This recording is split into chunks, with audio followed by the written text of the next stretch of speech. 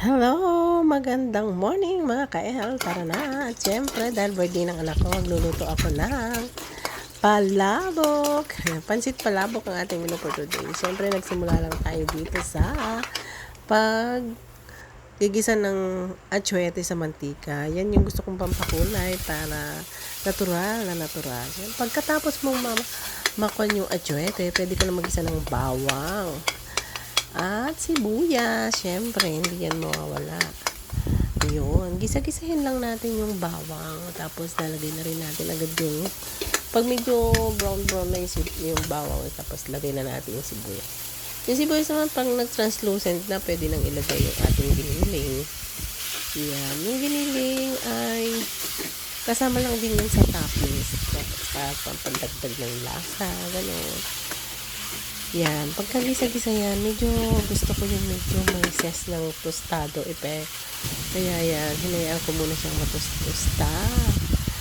Ganyan. Nilagyan ko na siya ng konting patis para may lasa naman kasi magsiset aside tayo ng pang garnishing, pang toppings like that. Yan ang ating umpisa sa ating paggawa ng ating palabok sauce. Yan. Palabok sauce po yan ating niluluto. Mga ka-El. Yan. Pagkatapos mo ng medyo magisado na, mag-set aside ka na ng pang-toppings para maganda naman ang iyong plating mamaya. And then, after mo na siyang magisa-gisa, yung ating kasing pinagbalata, meron din tayong kasing pang-topping na shrimp, pinakuluan, ay tinanggal ko na yung balat and then pinakuluan ko. Yun naman yung gagawin nating sabaw. Pagkatapos mo magisa-gisa na yung ating karne at medyo tostado na, pwede mo nang ilagay yung pinagpakuluan na ating hipon. Ayan. Dinik-dik-dik-dik ko pa yan para matas-katas din yung lasa. And then, pag kinulang pa, pwede ka naman magdagdag din ng regular na water. Nilalagay ko na din dyan yung kalahati ng tinapa. Yung tinapa natin, tinusta na rin natin yan. Yan ay pang-garnishing din, pang-topping. Kaya ayun. Pero dahil para masarap yung sauce, nilalagay na ako ng kalahati nung mga hinimay na natin. Ayan. Dahil kulang, nagdagdag tayo ng konti na tubig na sinalok ko na lang sa ating pan. Medyo nakukulangan ako sa kulay, kaya ayan, nagdagdag tayo kasi kanina doon sa mantika nung pinagkanan natin ng atsuete, medyo marami yan. Kaya binawasan ko kanina, pero dahil para mapudla naman, nilagyan ko naman siya ulit ng konting dagdag na kulay. And then naglagay tayo ng shrimp cubes. Yan, another papalasa yan. At meron nga pala akong isang teknikan lang din na pampalasa, pang added. Kung alam niyo po yung cropek or chicharon na mumurahin, yung piso-piso lang, yan, nag-food processor ako ng yan, pampalapot ko na din siya at the same time para lang may another pampalasa. And then hahayaan mo siyang kumulo-kulo. Pagkulo niya, nilalagay ko na yung ating slurry. Slurry is yung cornstarch na nilusaw sa tubig para maging malapot naman yung ating sauce. Yan.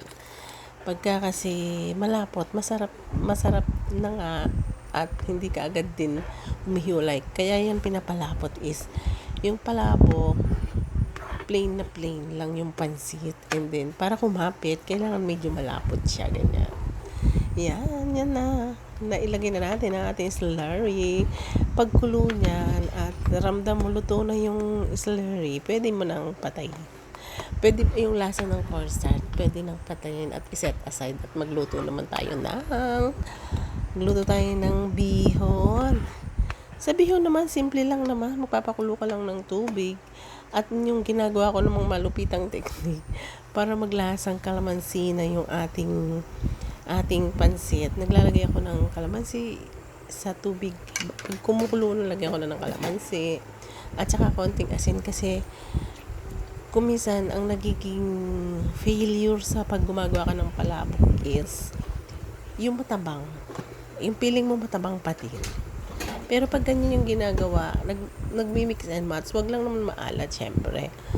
Yan, pag naglagay ka na ng kalamansi sa asin, may ses na ng kuwan. At syempre yung ating bihon ay hinugasan ko yan kasi hindi natin alam kung ano mga pinagdaanan yan. Baka ginapangan ng ipis yan habang pinapatuyo. Hinugasan ko lang ng tubig and then pagkulo naman ng tubig, ilalagay na natin siya. Yan. Tapos hintayin lang nating maluto and voila, pwede na tayo mag-plating. Ganun lang kadali. Pag naluto na yung bihon, mararamdaman mo naman pag luto na, hiwa-hiwalay na siya. Malambot na siya, pwede mo naman din tikman o kurut-kurutin. Ganun lang. Simple lang yung pagluto. O, after nyan, pwede ka na mag-plating. At ilagay mo na sa bandihado, lagyan ng sauce. Simple lang mag-plating. Lalagay mo muna yung bihon sa bandihado. Papatungan mo ng sauce. At syempre, lalagyan mo siya ng topping. Ayan, may palabok ka na. Maraming salamat.